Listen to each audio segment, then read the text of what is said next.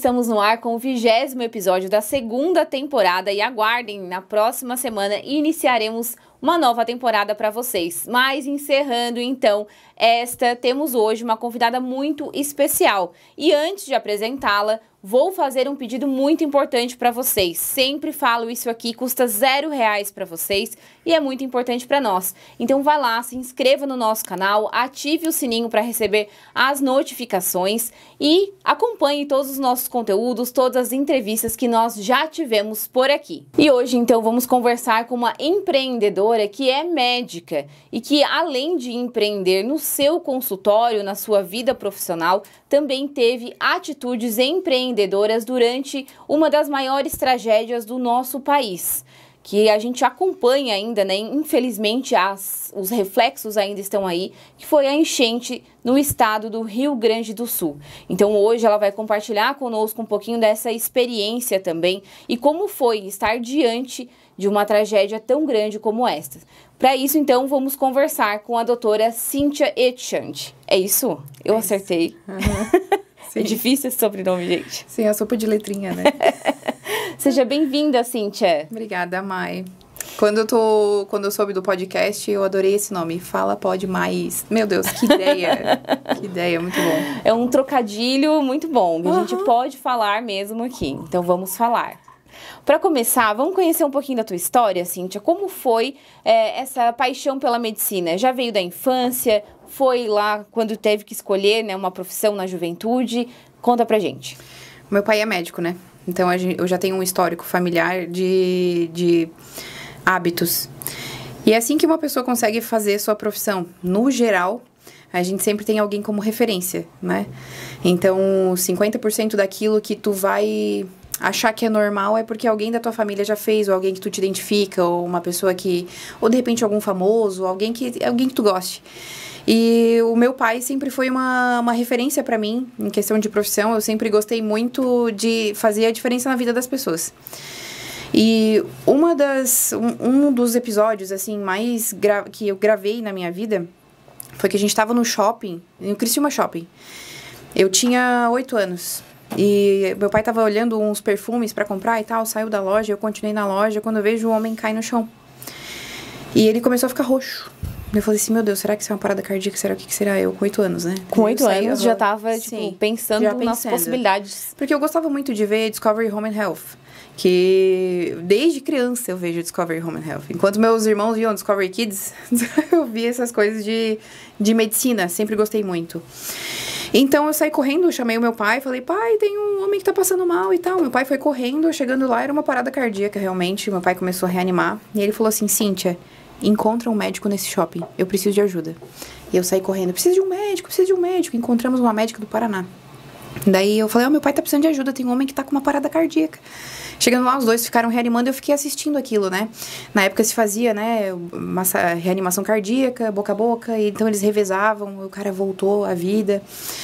E aquilo me gravou muito. E voltando pra casa, eu falei, pai, eu quero ser médica assim, que faz esse tipo de coisa. Quem é que faz isso? Qual tipo de médico? Mesmo. E o meu pai falou assim, é só o fato de tu ser médico, tu já vai saber fazer isso, pai. Filha, deu assim, tá, pai, então tu me ensina como é que faz, porque se acontece alguma coisa, eu preciso saber desde agora, porque ainda bem que tu tava comigo, e se tu não tiver, eu preciso fazer? Dele assim, não, quando tu for grande, tu vai aprender. E eu percebia que a minha vontade de salvar as pessoas quando era criança faz todo sentido hoje quando a gente quer implementar, por exemplo, o primeiro socorro nas escolas. Sabe? Sim. Com 8 anos as pessoas podem fazer a diferença. Com 8 anos uma criança pode salvar um adulto. Ou pode salvar uma outra criança. E aí eu quis ser médica. Fiz o vestibular. Não passei no primeiro ano. Fiz 6 meses de cursinho. Não passei, fui pior do que no primeiro ano. Assim, meu Deus, será que eu tenho competência? Será que... Eu estudava muito. Aí no final do ano, depois de um ano de cursinho, eu coloquei odonto. Por medo de não passar. E daí, quando faltava algumas horas pra fechar a inscrição, minha mãe falou assim, Cíntia, tu já fez a inscrição pra medicina? Assim, Daí ela assim, deixa eu ver. Aí ela olhou, odonto, o quê? Mas tu quer ser médica? Assim, mãe, mas e se eu não passo de novo? Eu não quero receber um outro não. Eu queria passar, começar a faculdade e já ser alguém na vida, assim. A gente tem pressa, né? Pressa. Daí ela assim, não, tu só vai fazer esse vestibular se for pra medicina. E ela fez eu trocar. E eu passei. Viu? Aham. Já pensou se tu não troca e passa pra odonto? Nossa, eu não sei, talvez eu pudesse amar a odontologia também, porque a gente aprende a amar as coisas, né? Mas eu amo ser médica hoje. Mas pelo Não me que vejo. nós de fora observamos, ser médico é uma grande missão tua, né? Então, talvez se tivesse passado pra odonto, depois tu faria medicina. Sim, eu acho que sim. Eu não me vejo de outra forma. Quando eu era criança, eu fazia parto de cachorro e falava que eu queria ser obstetra. Porque no Discovery Home and Health, tinha uma época que era sobre tudo, né? Medicina sobre tudo. Depois eles começaram a passar era só Discovery Health. Aí depois passou para Discovery Home and Health. E o Health, do Home and Health, começou a ser sobre partos. E aquilo lá me chamava muita atenção, né? Talvez se fosse assim, eu queria ser mãe, talvez. Enfim, mas eu saí da faculdade querendo ser obstetra. Mas eu me apaixonei tanto pela emergência, tanto, que eu sou pós-graduada em emergência. Como foi essa paixão pela emergência? Quando a gente se forma como médica, a maioria dos médicos, eles fazem bico na emergência, para fazer dinheiro e tal, para depois entrar numa residência. Eu entrei com esse objetivo, como bico. Só que eu gostei tanto de fazer diferença na vida. Porque assim, a emergência são os 15 minutos mais importantes de qualquer outra especialidade. Não adianta o paciente morrer de AVC na tua mão na emergência, por exemplo, ele não vai pro neurologista. Se ele infartar e tu não fizer nada naquele momento, ele não vai pro cardio. Uma fratura exposta, ele pode morrer e não vai pro ortopedista. A emergência, ela tem que resolver aquilo naquele momento. E principalmente quando, por exemplo, tem um acidente de carro. A equipe de ambulância é chamada até lá. Tu tens, no máximo, 10 minutos para chegar lá. Então, essa diferença na vida das pessoas é que faz prolongar, faz ter uma qualidade de vida melhor. Tu consegue tirar dor, por exemplo. A pessoa chega com uma enxaqueca absurda, chega a perder esfíncter, assim, faz xixi na calça de tanta dor. Tu vai lá, faz um remédio na veia, a dor passa. Sabe? Tira com a mão as coisas. Então, salva mesmo. Sim, salva. E foi aí que eu me apaixonei pela emergência e falei, acho que é isso que eu quero pra minha vida. Aí fiz pós-graduação em emergência pela Unimed, né? E em Criciúma, que era um grupo da Unicamp, né? Então, acabei me formando pela Unicamp, pela Terzius. É o nome da faculdade, que é anexa à Unicamp, né? E daí me formei, continuei atuando, fiquei 9 anos atuando como emergencista, só em plantão de hospital. SAMU, eu trabalhei por 5 anos. O SAMU é uma cachaça. É viciante, é maravilhoso. Só porque, claro, tudo que gera adrenalina é gostoso, né? Só que a gente tem que colocar algumas metas na vida, assim. Daí, tu quer ter uma família? Ou não? Às vezes o consultório é mais fácil. Por exemplo, daqui a pouco, quando a gente terminar aqui, eu vou pegar minha filha na escola. Quando que no meio de um plantão eu ia conseguir fazer isso, sabe? E ela sempre me pede, mãe, hoje você vai me pegar na escola. Hoje a gente vai tomar um café juntas, depois, entende? Sim. Eu não consigo ter esse tipo de vida no plantão, porque ou é 12 horas ou é 24. Na verdade, tu nunca sabe, né, se naquele dia tu vai estar disponível ou não. Porque às vezes o plantão vai acabar no horário que deveria, né? Mas é que assim, o plantão não tem... Ou tu faz plantão ou tu não faz. Tu não tem como organizar o teu horário assim, eu vou trabalhar 8 horas por dia. Hoje eu vou reagendo o paciente. Não, hoje às 3 da tarde eu tenho que fazer tal coisa, ir no banco 2 da tarde, então eu não vou marcar. Não tenho, a emergência é 12 horas, que é sempre horário comercial, das 7 da manhã às 7 da noite, né? Passa do horário comercial. Ou tu não trabalha, não existe meio termo. E no consultório tu é mais flexível. Então, o que eu resolvi fazer? Já que a gente aqui na região, a gente não tem uma emergência particular, por que não criar um pronto atendimento dentro do consultório? Então, eu fico lá de sobreaviso, minha secretária tá lá, assim, chegou um paciente para atender. Eu vou lá. E isso é novo, né? O teu consultório... É novo? Tá sendo inaugurado agora, na verdade. Iniciando agora. Então, na verdade, a inauguração mesmo vai ser daqui 3 meses, mas eu já... Já está trabalhando. Já comecei a ajeitar, porque meus pacientes estavam cobrando demais. Então, hoje, por exemplo, eu já atendi 6 pacientes, né? Agora, no início da tarde, até a gente vir pra cá. Porque gente de Criciúma, gente de Maracajá, gente de Sombrio. Aí, antes eu fazia tudo por telemedicina. Mas a telemedicina, tu não consegue escutar, por exemplo, um pulmão. A telemedicina torna o atendimento mais caro, não pelo custo da minha consulta, mas pelos exames que eu preciso fazer daquilo que eu não escuto, daquilo que eu não toco, daquilo que eu não vejo. Então, por exemplo, a paciente está com tosse. Eu não sei se é uma sinusite ou se é uma pneumonia. E agora, às vezes, pelos sintomas, eu tenho que falar, então tá, vamos fazer uma tomografia de tórax. Pô, é R$600. Uhum. Aquilo que eu poderia ver, escutar só pelo estetoscópio no tórax. Interessante isso, né? Porque a gente sempre vai achar que a telemedicina vai ser mais barato do que uma consulta presencial. Mas nesse caso, nesse sentido, olhando por outra perspectiva, a gente vê que realmente não, né? Eu preciso de exames para corroborar com a minha hipótese diagnóstica, né? Então, acaba, assim, saindo mais caro. Claro que eu sempre vou trabalhar conforme o meu paciente pode pagar. Não existe um custo vindo do SUS, né? Então, assim, o que o paciente pode... Como é que a gente vai tratar? Por exemplo, eu escolho o antibiótico também não só pelo espectro antimicrobiano que ele tem, que ele vai pegar uma infecção, mas por o quanto o paciente pode pagar. Então, às vezes, tinha que ser um Zinat, por exemplo, né? Não tenho nada com nenhuma indústria farmacêutica, mas vamos supor que, né, preciso desse Zinat e o Zinat custa, sei lá, uns R$250. Sendo que outro antibiótico também pegaria. Não tão bom, mas talvez eu tenha que usar 2. E 2, às vezes, sai R$100, 150, em vez de um só que é 250. Pra mim, o melhor poderia ser tal, que é mais caro, mas o paciente não tem condições de pagar. Então, eu vou escolher aquilo que é melhor pra mim e pra ele. Né? Que vai dar o resultado. E que ele vai poder pagar. E aí, na prática, como é que funciona? O consultório fica aberto em qual horário? E como é que funciona pra agendar? Se tem agendamento, não tem? Tá. A maioria dos lugares, eles funcionam de manhã e de tarde, certo? Porque todo mundo gosta de trabalhar num horário confortável, horário comercial. Só que a maioria dos meus pacientes, nesse 1 ano que eu atendo em consultório, eles são em horário fora do horário de comércio. Alguns preferem de tarde, outros preferem à noite. Então, o que eu fiz? Não atendo de manhã, atendo da 1 às 9.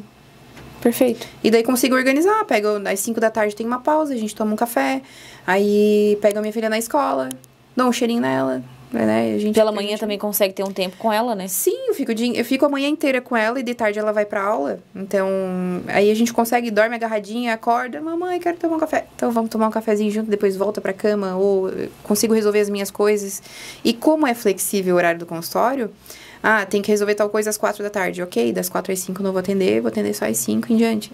E aí, nesse consultório novo, então aí o formato é um pouquinho diferente, né? Pra ti conseguir conciliar também, ficou mais tranquilo. Mas pro paciente é ótimo, porque se tem ali uma emergência, tu também consegue encaixar e fazer o atendimento. Sim, por exemplo, ontem eu atendi uma urgência hipertensiva. O paciente chegou com 24/12 de pressão. 240 por 120. Sim. Então, eu tenho uma sala lá só para medicamentos, né? Que a gente faz as medicações. Então, tem 2 poltronas, tem maca. Consigo monitorar o paciente. A maca, ela é retrátil, aquela poltrona do papai. Então, ela deita. Se eu precisar deitar o paciente, eventualmente precisa fazer uma medicação que demora 3 horas. Por exemplo, um antibiótico. Tem antibiótico injetável lá. Tem antibiótico de largo espectro, né? Se precisar fazer uma internação domiciliar, por exemplo, o paciente fica em casa, ele vai no meu consultório, de 12 em 12 horas. Então, ele vai lá às 7 da manhã e às 7 da noite. Enfim, o consultório fica aberto, mas eu vou estar lá a partir da 1 da tarde, mas tá lá, aberto. Então, alguma infecção ou alguma coisa, enfim, tá tudo lá. Eu consigo tratar tudo lá. Consigo fazer pequenas cirurgias, arrumar lóbulo de orelha, tirar lipoma. Não faço botox. Não é estética, lá não é uma clínica de estética, é uma clínica de medicina integrativa, né? E olha só, gente, que interessante, né? Como eu falei pra vocês, ela é uma empreendedora. Então, agora está empreendendo com um formato novo. Eu acredito que na região nunca tinha ouvido falar de um consultório que atende urgência e emergência. E é ideal, né? Porque realmente casos de urgência e emergência sempre acontecem à noite. Na sexta-feira à noite mesmo, assim, a febre da criança sobe, né? Tu sabe por que a febre acontece de noite? Por quê? Porque o cortisol baixa. A gente tem um hormônio, que é o hormônio do estresse, entre aspas, mas é um hormônio necessário que ele também é anti-inflamatório, né? Então, durante a manhã, a gente atinge o pico do cortisol às 9 da manhã e tudo fica bem, a gente começa a ficar disposto, vamos lá, vamos trabalhar. Isso é natural do ser humano, de todos os animais. E quando cai a noite, né, cai o sol, o ciclo circadiano faz com que o nosso cortisol comece a baixar. Porque é hora de acalmar, é hora de dormir, pra gente poder se preparar para um novo dia. E cortisol baixando, reduz o nosso corticoide interno, né, endógeno, começa a poder aumentar os processos inflamatórios, principalmente na noite, e a febre, pam, aparece. Gente, tem uma explicação pra isso, viu, só? Porque as mães sempre se falam sobre isso, né? Sim. Esses dias ainda, o filho de uma amiga minha tava doente e ela falou: ai, amiga, passou hoje sem febre, mas tá ficando, né? O dia tá acabando e eu já sei que a febre vai vir. E realmente assim, né? Final de semana mesmo, assim, a criança fica doente. Atende criança também, Cíntia, ou só adulto? Criança, gestante, idoso, mulher, homem, todo mundo. Então vai ser ótimo. Fica aqui em Araranguá? Sim, fica na Engenheiro Mesquita, do lado de uma seguradora chamada Turbo. Fica bem ali na rua da Polícia Militar, no batalhão da Polícia Militar, 722 é o número. Perfeito, então agora já apresentamos para vocês, né, o novo empreendimento da Cíntia, que inclusive ele entrou em funcionamento nesta semana, né? Ontem. Foi ontem, gente, olha, super novo, então é uma grande novidade que nós estamos trazendo aqui. Mas vamos falar do que as pessoas estão curiosas, né? E eu tava ansiosa também para falar contigo sobre isso, porque enquanto a Cíntia estava lá em Porto Alegre, primeiro foi para Canoas, mas quando estava em Porto Alegre, lá na missão dela mesmo, fazendo os atendimentos, a gente estava aqui fazendo os boletins, tentando trazer mais informações, porque aqui nós estávamos perdidos, queríamos ajudar, mas não sabíamos como, não tínhamos como saber como era a situação lá. Então eu acompanhava sempre o Instagram da Cíntia, e aí a gente estava sempre em contato, então às vezes eu pegava alguns vídeos dela para trazer os boletins para cá, para a gente poder atualizar, né, os araranguaenses que estão ainda ajudando muito. Mas nós temos muitas dúvidas para saber, né? Então vamos contar desde o início, para quem ainda não acompanhou, como foi isso? Como que tu tomou esta decisão? Alguém te chamou para ir lá ou foi tu que falou, eu vou lá ajudar?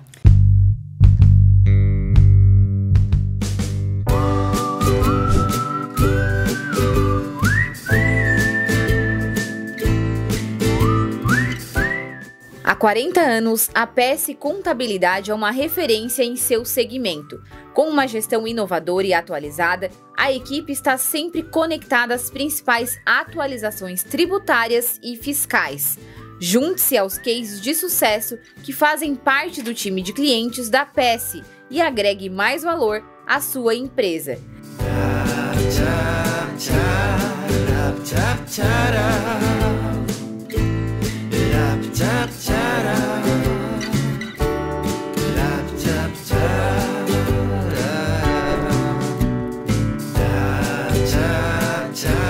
Entre em contato e agende uma consulta personalizada para o seu negócio.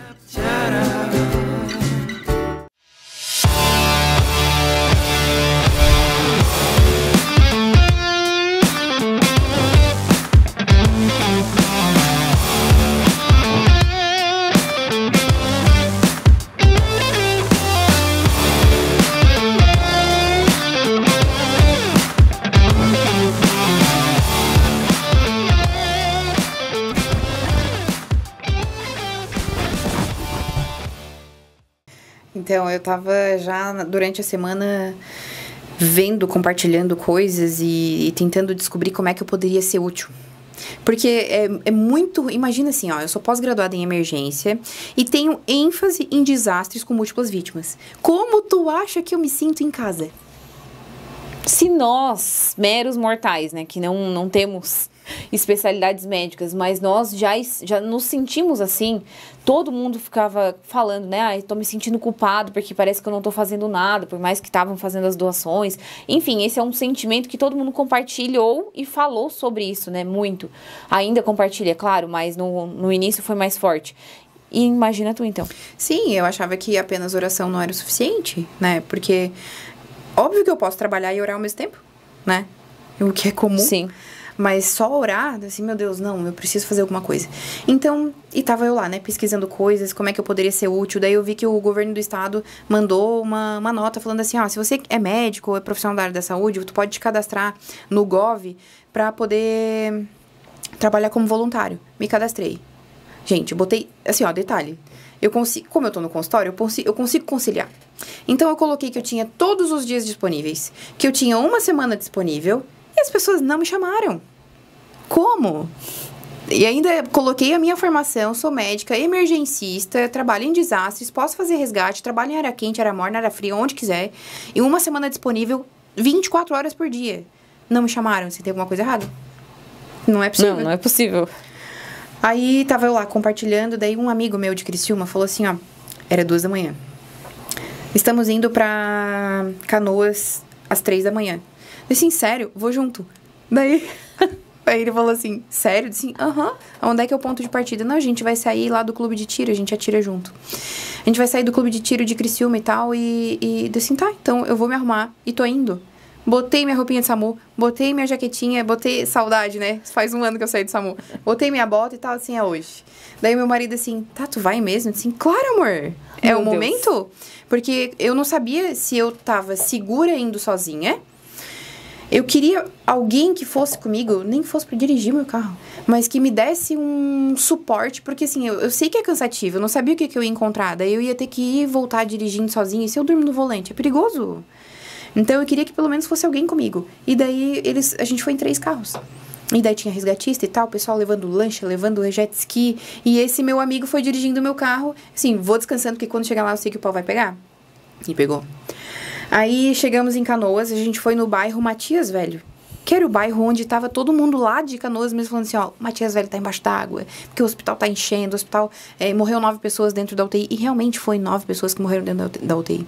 Eu sei que o prefeito inclusive, depois... um deles, eu não sei se o menino era de Araranguá, mas os parentes são daqui. Eles me ligaram, ele tem 15 anos. Uhum. Tinha 15 anos, né? Ele era autista e tal, e por conta desses problemas aí, ele acabou caindo do 4º andar de um prédio e teve traumatismo craniano e tava na UTI. É bem triste essa história, assim, da UTI em si, que eu fiquei sabendo, né? E, no fim, ele acabou falecendo afogado mesmo, porque a UTI encheu e não dava tempo de fazer a retirada de todos os pacientes. Foram 9 pessoas que morreram realmente. Eu sei que o prefeito depois, ele fez uma ata, assim, né? Dizendo que... Se retratando, dizendo que era 2. Não, foi 9. Foi 9. Inclusive, eu conversei com a irmã do enfermeiro da UTI. E, cara, não sei se a gente pode falar isso, mas o enfermeiro da UTI precisou optar por quem ele ia salvar ou não, fazer protocolo START. Existe um protocolo START em desastres, que a gente vê pessoas que têm chance de vida e pessoas que não têm chance de vida. Porque foi tão rápido, encheu em 1 hora, 1h30, tão rápido, que ele teve que decidir pessoas que estavam sendo tratadas naquele momento, que iriam viver ou não. Isso é legal. A gente faz protocolo START em desastres mesmo. E, infelizmente, a gente tem que decidir quem nós vamos salvar. Porque é uma questão de não haver tempo hábil para tirar todas as pessoas. Exato. Então, o que eles fizeram?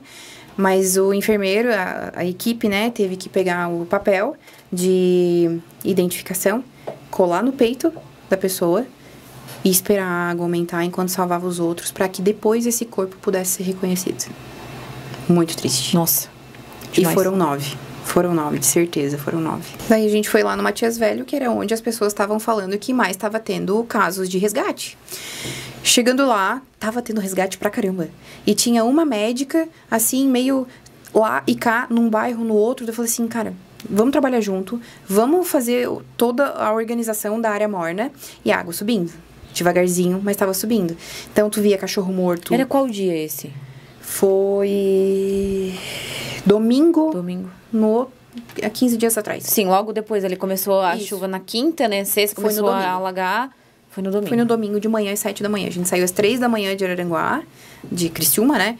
E foi beirando lá umas 7h30, 8 horas. A gente chegou lá.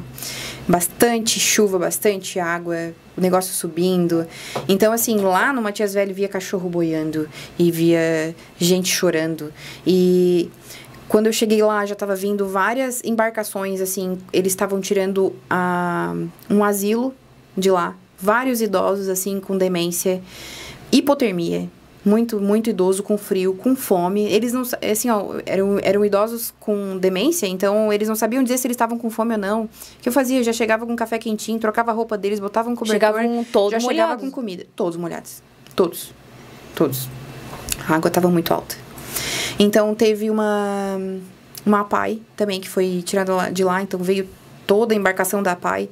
Veio escola, tinha...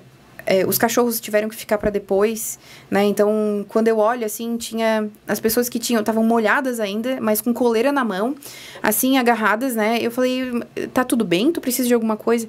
Não, eu tô esperando todas as pessoas serem resgatadas para resgatarem meus cachorros. Ai, guria. Não, assim, olha, é um choro em cima do outro. Ai. E daí ele tava lá, daí ele assim, será que agora não dá? Será que... Porque assim, ó, essa água tá subindo e o meu cachorro, ele é pequeno, ele é idoso já, mas ele é pequeno e ele um consegue subir o degrau pro segundo andar, mas o outro não. E eu sei que ele tá embaixo. Daí eu não quis amarrar, porque se a água subir, ele não vai conseguir nadar, pode morrer afogado, então eu deixei ele solto e eu sei que ele tá embaixo. Será que agora não é o momento? Aí eu falei assim, tu entende que eu não queria que tivesse que escolher entre pessoas e animais, porque são vidas. Mas tu entende que tem muita gente precisando. Ele disse, não, eu entendo que pessoas são mais importantes. Mas tu consegue entender o meu coração, né? Eu disse, consigo, querido. Eu consigo entender. Mas vamos lá, vamos ajudar, vai ser rápido. Quanto mais embarcação tiver, mais pessoas a gente consegue tirar. E se tiver, de repente, alguma embarcação que seja próxima da tua casa... aí, de repente, pode vir um animal junto, né? Então, eles começaram a trazer um animal para um ser humano, né? E conseguiram trazer, enfim, eu não sei se trouxeram os animais dele, porque eu fiquei até de noite, até então, não tinha.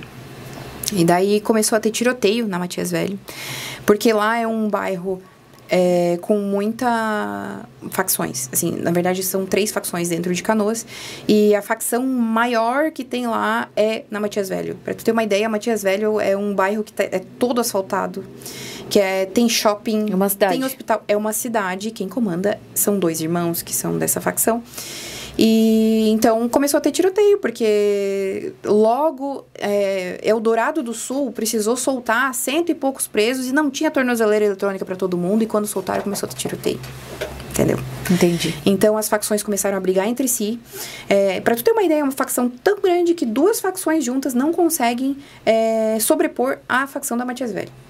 Que é aqueles balas na cara, enfim, não sei o nome de facção, mas eu sei que é uma grande. Então, o que as facções fizeram? Tem um condomínio lá na Matias Velho, com 7 prédios. Eles pegaram todos os armamentos da facção, colocaram tudo por lá, começaram a proteger, e drogas e tudo mais. E ninguém entrava, e se alguém chegasse perto, ia ter tiroteio. E eu fiquei morrendo de medo. Eu falei, gente, né? Não tô acostumada com isso. Na minha cidade não tem favela desse jeito, não tem facção desse jeito que eu saiba, né? Vamos pra casa. Porque eu não sei pra onde ir mais. Eu não sei que cidade outra tá precisando. Mas lá em Canoas, ficou fazendo atendimento ali nos resgatados. Só no resgate. Só resgate. A água ia subindo, eu ia puxando o meu gazebo pra trás. A água ia subindo, eu ia puxando o gazebo pra trás. Eu tava no quente da coisa. E muito resgate.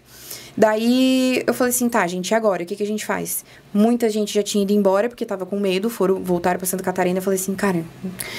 Eu tinha contato de alguma coisa de bombeiro, major de bombeiro e coronel, e enfim, consegui contato. Ele fala assim, tá, vai pra casa, te estabiliza, organiza as coisas e vem pro Rio Grande do Sul, que a gente vai pro bairro Humaitá, em Porto Alegre, que é a maior favela de Porto Alegre. Lá tava eu, vamos lá. Voltei pra Santa Catarina, dei um beijinho pra minha filha, saí na madrugada seguinte, cheguei na Matias Velho de manhã. Foi eu e uma técnica de enfermagem, amiga minha. Chegando lá, fiquei na área morna porque não tinha médico lá. E eles estavam fazendo resgate, gente com hipotermia, gente com corte, tinha que fazer sutura, não tinha gazebo, não tinha nada pra gente fazer. Falei, gente, preciso de ajuda. Comecei a fazer lives e tal, e o pessoal começou a mandar medicamento, começar a mandar maca. Tive 3 macas. Mas até então, a minha maca era uma prancha de surf. Inclusive, nós postamos um vídeo que mostrava o atendimento em cima mesmo da prancha de surf. Sim. Inclusive, né, aí as pranchas de surf também começaram a ser roubadas. Aí fui lá, eu chamei 4 vezes o helicóptero para poder fazer o transporte aeromédico de pacientes graves. Uma delas, inclusive, morreu porque era paciente descompensada, com um problema cardíaco, enfim, não estava tomando medicamento e teve uma parada cardíaca no hospital. E daí, fiz o transporte de helicóptero e tal. Quando eu volto, cadê a prancha? Roubaram a prancha. Roubaram a prancha. Enfim. É inacreditável, né? Mas, enfim. Mas a gente tava assim, né? Na beira do negócio, né? Eu sabia que isso poderia acontecer, mas... Fiquei morrendo de medo, dormi no carro. Não queria deixar o carro parado. O pessoal roubou roda de carro. Fez xixi na calota do carro. Era assim... Lixo, muito cheiro de... Começou a ter cheiro de podre. Né? Rato. Junto ali. Tinha. Então, começou a ter cheiro de podre, começou a ter cheiro de... né? Porque tinha já animais em putrefação, tinha pessoas... Então, os resgates começavam a chegar e falavam assim, ó, dentro daquela casa a gente deixou uma pessoa lá, tudo fechado e tal, para depois... que já tá morto. Amarravam em postes para que, né, a correnteza não levasse, porque tinha correnteza. E até para depois saber onde voltar, né? Saber onde voltar. Então, a gente viu bastante coisa. Daí, nesse momento, assim, quem tava fazendo a nossa segurança, apesar de que não era pra isso que eles estavam lá, eu não sabia, né? Achei que fosse. Era o exército. Tava fazendo a segurança pública lá, de noite, eles ficavam em 3 com fuzil, andando de um lado pro outro, assim, ó, de 3 em 3, fazendo zigue-zague, porque a gente tava numa maior favela de Porto Alegre, a mais perigosa. Eu me sentia super segura desse jeito. Enquanto os resgatistas, bombeiros, estavam lá, e os bombeiros estavam utilizando o gazebo do exército. Chega 1 da tarde, a gente recebe um aviso, assim, ó, vai chover a partir das 2h30. E isso foi na quarta-feira? Eu perdi quarta a noção ou quinta, do tempo, eu acho. Mas foi por aí. Por aí. Assim, os 13 dias passaram pra mim, assim... Foi rápido e demorado ao mesmo tempo, mas eu não sabia que dia... Onde eu estava, tipo assim, hoje é terça ou é domingo? Tu não sabia. Só sabia que era um dia a mais. Então, aí o exército precisou sair, porque eles foram alocados pra outra cidade... E os resgates estavam acontecendo ainda, sabe? Não era resgate mais de emergência, era de pacientes ainda... que estavam fazendo não estavam conseguindo fazer o seu tratamento de doenças crônicas e estavam chegando descompensados, mas ainda tinha gente de facção que não queria largar o seu lugar, mas às vezes o vizinho tinha, só que daí teve 2 vezes que rolou tiroteio lá. Entendeu? Então, o exército já percebeu assim, olha, tem mais gente em outra cidade do que aqui, a gente vai precisar sair a mando de um superior. Eu falei assim, tá, mas aí, né, vocês vão precisar levar até o gazebo dos bombeiros, porque o gazebo era protegido e tinha 20 e poucos bombeiros lá, fazendo resgate com jet skis e barcos e embarcações. Não, a gente tem que sair, a gente vai levar esse gazebo. Daí eu falei com o coronel dos bombeiros, falei, daí? Ele assim, daí que eu tô tentando ligar pra tudo quanto é lugar e realmente eles vão ter que sair. Sim, e vocês? Não, a gente vai ter que ficar. Eu disse, mas quem é que vai pedir pra vocês ficarem? Não, nós somos... Sim, te entenda. Nós somos... Como é que ele falou a palavra? Militares. Nós somos militares. Nós precisamos estar aqui. Nós não podemos abandonar o posto. Isso é crime. Crime militar. Assim, tá aí, eu preciso cuidar de vocês, porque eu fazia ponto em bombeiro, ponto em resgatista, ponto em vítima. Porque eles também se machucavam nos resgates, né? Porque a água tava passando do telhado das casas. Então, quando eles chegavam para abordar alguém que estava em cima do telhado, eles davam uma lascada na canela. E o acesso é muito difícil, né? Nós, assim, imaginando, não temos essa noção, mas... Com certeza, né? Todo mundo viu aí 1 ou 2 vídeos lá que estava acontecendo na internet. E realmente o acesso não é assim, chegar, vou chegar aqui e vou te levar. Não, tem que escalar as coisas, exato. É longe. Imagina tu tá dentro de uma piscina muito funda, que não dá pé. E tu precisa sair na borda. A piscina tem borda, mas imagina que não haja borda e que seja algo comprido que vem até metade da piscina. Tu tem isso aqui, assim, que é um telhado... Pra poder se equilibrar e a tua perna não consegue alcançar embaixo, porque a perna vai pra baixo, tu entende o que eu tô querendo falar, sim. Né? Então, é isso que eles tinham que fazer. Então, o que eles faziam? Se pendurava e ficava procurando com o pé pra cima do telhado pra conseguir chegar até a vítima e às vezes trazer gente acamada, gente de colo, criança, cachorro. Então, é nessa tentativa de pular pra cima do telhado que eles vinham com talhos gigantes que eu tinha que suturar. E não era só suturar, eu tinha que limpar aquilo lá, porque era uma água extremamente infectada, um cheiro de podre, chorume, assim, de lixo, um chorume gigante. E a gente tava no meio da podridão.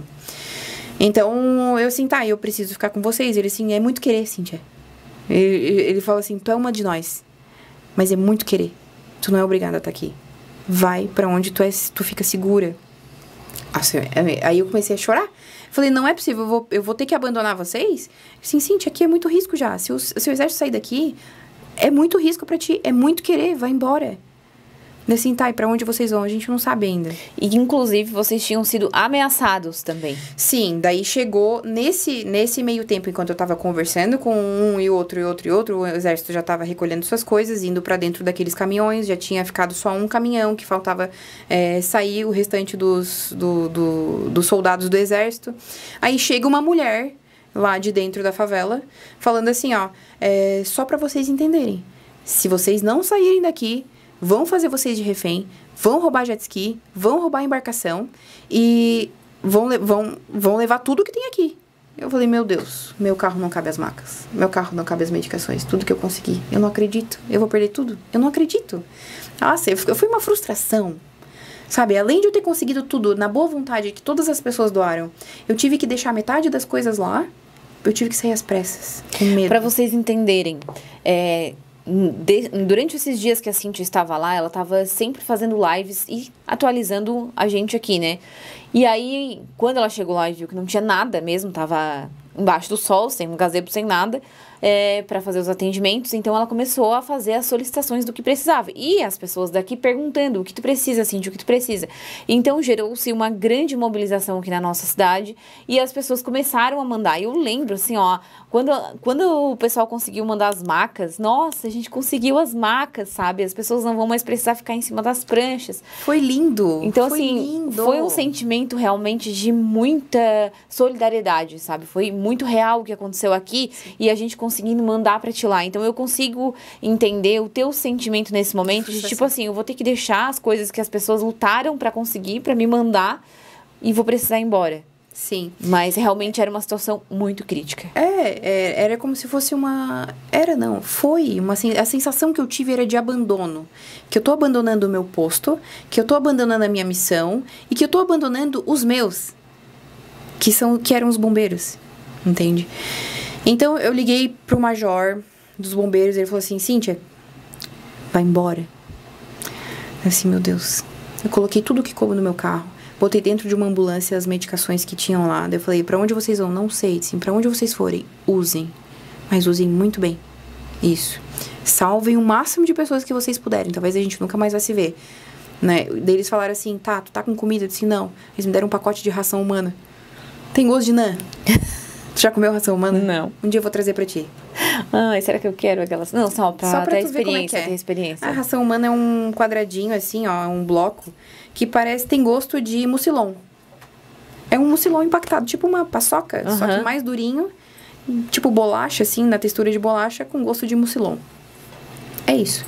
E daí lá tem proteína, tem isso, tem aquilo. Eu não comia direito há dias, então eu comecei a comer ração. Porque não dava tempo de eu comer alguma coisa, e disse: eu vou comer ração, eu tô com fome. Começava a dar um pim no ouvido, e sabe quando tu vê que tá começando a hipoglicemia? Porque eu não comia direito.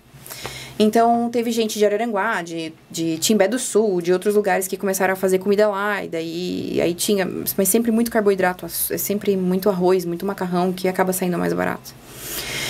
Ok, tivemos que ir embora, eu vim embora chorando, guria. E eu vim embora assim: eu não acredito. Não. Mas que isso sirva, eu vou voltar. Eu vou conseguir um negócio muito melhor. Então, eu comecei a estudar, assim, com a Paula Fernanda, a minha amiga. Paula, como é que a gente pode conseguir? Ela assim: amiga, o que tu acha de um gazebo 5x5? Assim, tá top. Um gazebo 5x5, olha, eu tô feita. Consigo botar maca e tal, a gente consegue doação. Aí eu coloco umas lonas em volta e tá tudo certo, a gente só precisa achar o lugar onde mais tá precisando. Cíntia, Canoas. Canoas é onde mais tá precisando. Ou Guaíba. Assim, tá, então vamos lá. E daí eu falei assim: bom, vou pra Canoas e vai dar certo esse gazebo 5x5. Daí, 10 minutos depois ela me liga assim: tu não vai acreditar, tá sentado? Assim, não, então senta. Consegui uma carreta. Assim, sério, uma carreta 18x3. Nós vamos poder montar isso, isso, aquilo. E eu consegui isso, consegui aquilo. E a gente vai conseguir mais. Nossa, assim, tamo feito. Então é isso. No dia seguinte, fui lá eu, olhar a carreta. Fizemos adesivos, né? Equipe médica, doutora Cíntia. Porque as pessoas sempre paravam a gente: ah, quem tu é? Daí lá eu ia assim: ah, sou médica. Tá, não, pode passar. Então, todos que estavam com o meu carro escrito equipe médica, doutora Cíntia, tinham passagem livre. Quando viu o pessoal já: vocês de novo, sabe? Sim. Já sabendo. Então, chegamos lá, começamos a organizar as coisas em Canoas, vimos que não tinha mais necessidade de ficar lá, já tinha o hospital da Força SUS, Força Tarefa SUS, e fomos para Guaíba. E daí, Guaíba... Nossa, daí eu conversei com a Arita Bergman, que é secretária de saúde do estado. Conversei com o prefeito de tudo quanto é cidade. Quando começou a gente fazer os atendimentos pela carreta, o pessoal gostou tanto que a Arita Bergman perguntou assim, ela assim: não tem uma carreta dessa pra colocar em outros lugares, em outras cidades? Assim, pior é que não tem, porque eu sou uma só. Daí ela assim: ai, que pena. Bom, mas tu tens que ir então pra Guaíba, que é o lugar onde mais tá precisando, tem muito atendimento pra fazer. Então, fomos pra Guaíba, começamos a fazer os atendimentos, conversei com o prefeito, com o secretário de saúde da secretária, né, Simone, conversei com o Fernando, que é o diretor de saúde, conheci todo mundo. Conheci simplesmente ligações e o pessoal da Boina Azul, Instituto Boina Azul, sabe? Não conheço. O Instituto Boina Azul são pessoas que foram em missões de paz da ONU e retornaram depois de sei lá quantos anos, décadas que ficaram em outros países e voltaram para garantir a ordem do país, né? Então são brasileiros que foram e que se reúnem hoje para garantir a ordem em qualquer lugar, em qualquer catástrofe que aconteça. Entendi. E eu consegui o contato do presidente da Boina Azul, o Elvis, um querido. E daí o Elvis falou assim, Cíntia, se precisar de segurança, vai ter escolta, vai ter isso, vai ter aquilo, eu consigo ajuda, consigo isso. Cara, ele conseguiu tudo pra gente. Conseguiu até um lugar pra gente tomar banho, por exemplo, que não tinha. Era luxo. O alojamento deles. Era luxo, Porque luxo. Na primeira vez que tu foi pra Porto Alegre lá, ficou 3, 4 dias sem tomar banho, né? Não tinha lugar pra tomar banho. Não tinha lugar pra fazer xixi. Não tinha lugar pra fazer nenhuma necessidade. Eu fiquei 3 dias constipada. Porque não tinha, assim, não que eu não tenho dificuldade de ir no banheiro em lugar nenhum. Mas eu não tinha onde fazer, eu não tinha banheiro, entende? Daí eu tive que ficar contida ali, assim. Tanto que o pessoal chegava no final, assim, quando a gente tava indo embora, daí a minha técnica falou assim, Cíntia, tá, o que tu quer fazer agora? Eu disse, meu Deus, só preciso ir no banheiro, depois eu consigo pensar. Eu não consigo fazer mais nada. Enfim, foram dias, assim, de muita luta. E daí, depois deu tudo certo. A carreta, a gente teve que... quando a gente viu que tava tudo organizado, tivemos que desfazer a carreta. Até porque o pessoal da carreta também tava cobrando um valor. Era 25 mil por dia, mês. né? 25 mil por mês. Por mês. E eu não tinha de onde tirar. Já tinha gasto demais. Já tinha gasto muito do meu dinheiro. Já tava deixando de receber.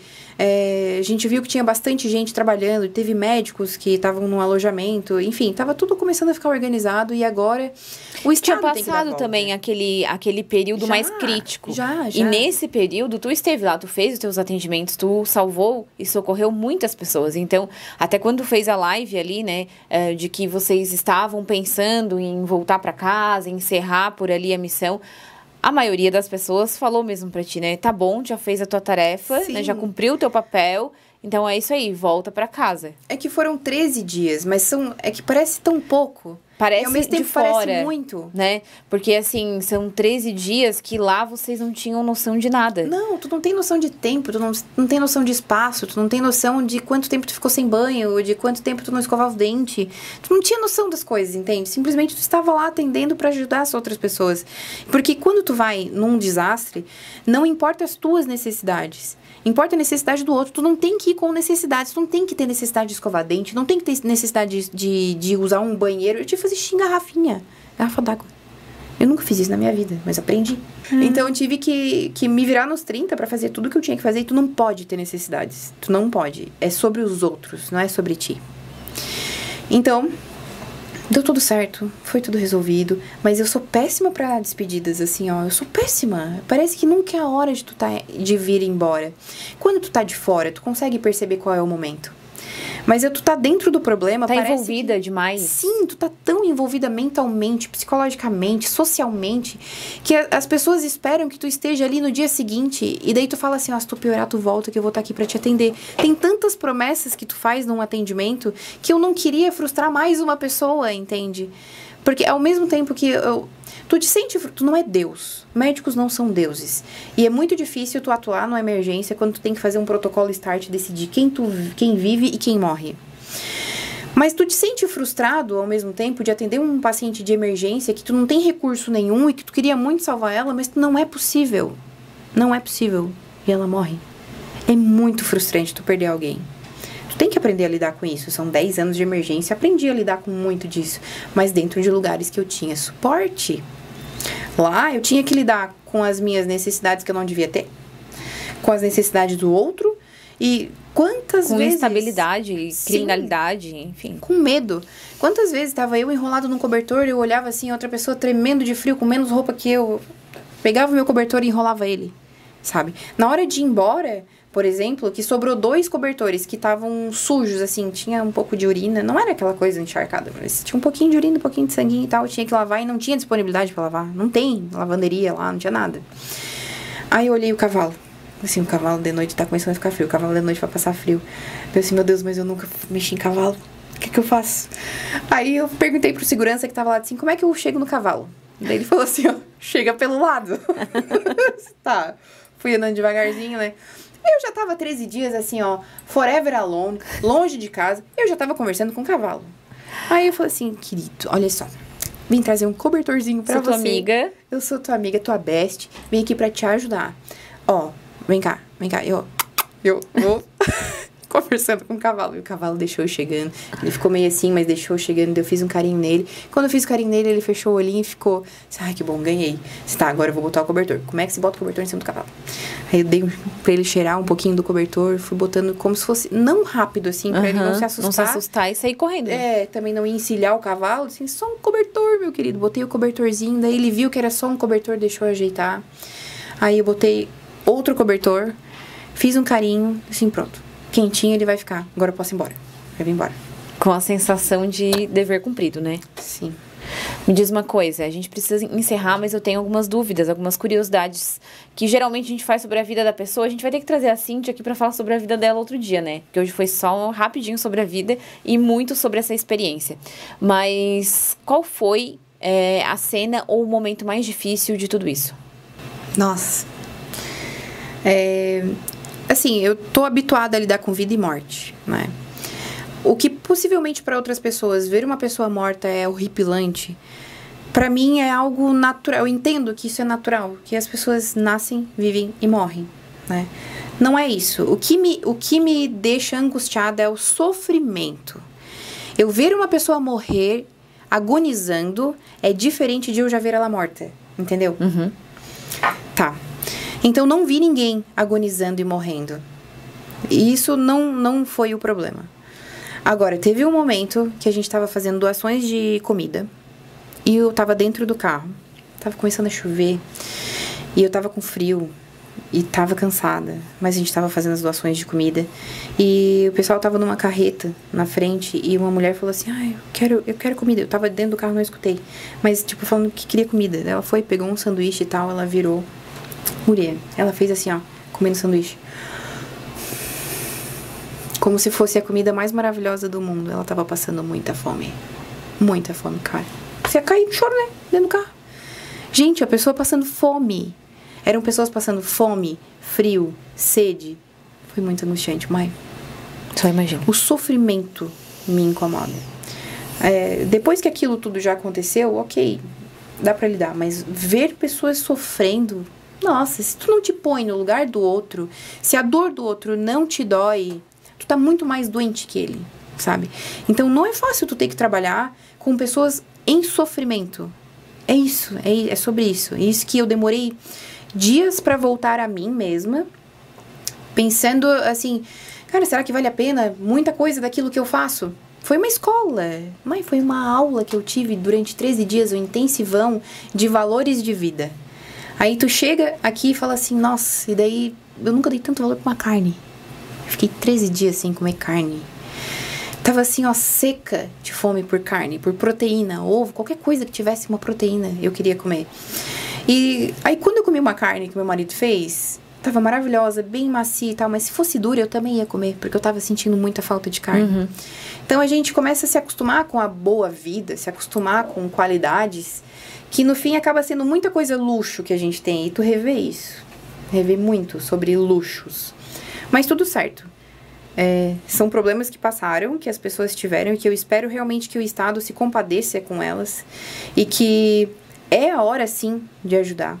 Ainda é a hora. Quando a gente tem um auxílio à população de forma voluntária, geralmente existe picos. O voluntariado acontece, depois existe um limbo que a gente fala, de a pessoa parar de ajudar. E essa parada, o Estado não vai suprir. O Rio Grande do Sul está falido. Aproveitando para fazer um parêntese aqui, que existe, né, uma grande polêmica nas redes sociais de uma parte da população diz uma coisa, outra parte diz outra. Tu esteve lá, na tua visão, foi o povo pelo povo? Mas foi só o povo pelo povo. Graças, assim, ó, a Marinha tá trabalhando pra caramba. Os bombeiros, meu Deus, como trabalham. Os bombeiros eu tenho que tirar o chapéu. Mas foi o povo pelo povo. Porque o exército não tinha embarcação com motor. Eles iam em 8, 6, no remo. Pra pegar 1, 2, 3 pessoas, porque tem um protocolo, não dá pra encher. Senão o barco vira. Enquanto eles tinham que pedir emprestado pra civis os barcos com motores para eles poderem fazer o resgate. Então, enquanto vinha um civil com um barco de motor a motor com 20 pessoas em cima, chegou a virar, teve um barco que chegou a virar. E tudo certo, todo mundo vivo e tá tudo bem. Até o cachorro chegou pingando e tava eu cuidando até de cachorro. E ficou tudo bem. Mas era muita gente. Então, aí o exército precisava ir lá, pegava 2, 3, 5, 8 no máximo. E sendo que a gente precisava aqui, ó, né? Muito rápido. Então, foi o povo pelo povo. E se não fosse o povo, Rio Grande do Sul ainda tava numa catástrofe ainda maior. Se não fosse o povo, mais a gente teria morrido. E qual é a maior lição disso tudo que tu tira para a tua vida? Nossa, são tantas, né? Cara, que ter compaixão é fundamental. Eu sempre tratei isso com os meus pacientes, né? De ter empatia, simpatia, empatia e compaixão. Mas nesse momento, as pessoas só vão conseguir ajudar efetivamente alguém se tu te pôr no lugar do outro. Como tu sentiria, por exemplo, se tu tivesse, como aconteceu? Eu conversei com a mulher com o homem que fez o resgate daquele bebê. A mulher estava com gêmeos. Um dos gêmeos caiu na água e morreu na hora. O outro gêmeo foi pra UTI, broncoaspirou muita água e acabou morrendo também, então ela perdeu os dois, né? E eu conversei com a pessoa, te põe no lugar tu com 2, 3 filhos, tu tendo só 2 mãos e tendo que abraçar todos e falar assim, não se larguem, não importa o que aconteça, vai ter água, mas não se larguem. Ai, guria, só. Sim. Nossa, é muito pesado. Tu te põe no lugar. Ainda me dói. Só de lembrar. Então, eu escutei muito relato, assim, de pessoas que falaram que não deu tempo. Teve uma que chegou em crise de ansiedade pra mim. Ela falou assim, Cintia, não importa as coisas que eu perdi. Não importa. O que me importa é saber que todos que eu amo estão vivos. Porque a minha vizinha perdeu o filho dela na água. E ela viu indo água fora. Então, isso tudo eu consigo de novo. Eu sei que eu perdi tempo, perdi meus dias trabalhando, meus anos trabalhando, mas isso eu consigo tudo de novo. Mas eu não consigo fazer um filho de novo igual a esse. Com esse. Eu não consigo. Tá aqui, ó, meu filho. Ela foi, abraçou, começou a chorar, assim. Meus cachorros estão salvos. Ela falou, tudo aquilo que eu mais amo na minha vida tá salvo. E hoje eu percebo que aquilo que eu mais amo na minha vida não é a minha casa, não é o meu carro. São as pessoas. Assim. Ai, lá vou chorar de novo, porque... Ai, que eu me botava no lugar, guria. Meu Deus. Olha, nós conversaríamos com certeza com a Cintia muito mais tempo, né? Teria muitas outras perguntas que eu tenho para fazer e com certeza vocês que estão assistindo também fariam. Mas eu quero principalmente te agradecer por estar aqui, mas por tudo que tu fez. Assim, ó, tu deu muito orgulho pra gente, muito orgulho mesmo de ver uma araranguaense lá fazendo a frente mesmo, como eu comentei até na apresentação dela e no anúncio que a gente fez, né? Uma atitude empreendedora pode mudar tudo. E isso mudou tudo, né? A tua atitude não só por tu ser médica, mas por tu ter isso mesmo, teu sangue correndo nas tuas veias, né? De ter essa atitude de meter a cara e o que tem que fazer, o que tem que ser feito, eu vou fazer. E foi o que tu fez. E isso fez muita diferença, porque chegou lá, as pessoas vinham perguntar pra ti, né? Tu era a referência de onde tu estava atendendo.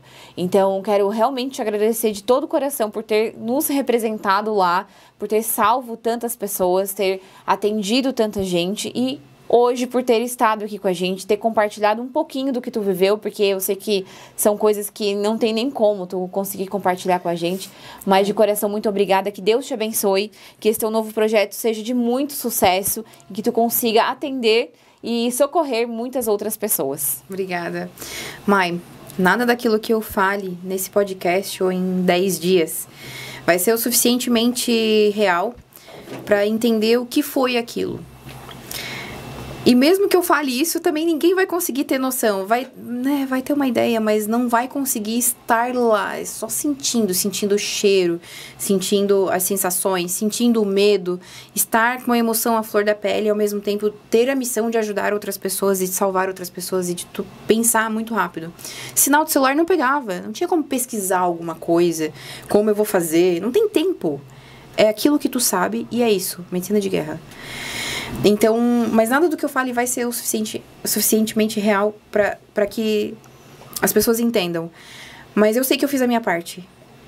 E o meu objetivo nunca foi política, nunca foi...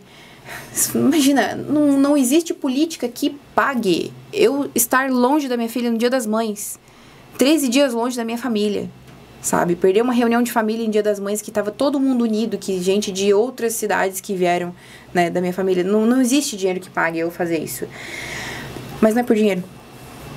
É por missão, é por objetivos. Propósito. Por propósito. É isso mesmo. Gente, encerramos aqui então o nosso 20º episódio. Eu agradeço vocês mais uma vez por estarem conosco e convido, né, faço aqui o reforço do convite para vocês se inscreverem no nosso canal. No próximo episódio voltaremos então em uma nova temporada com novidades para vocês. Até lá!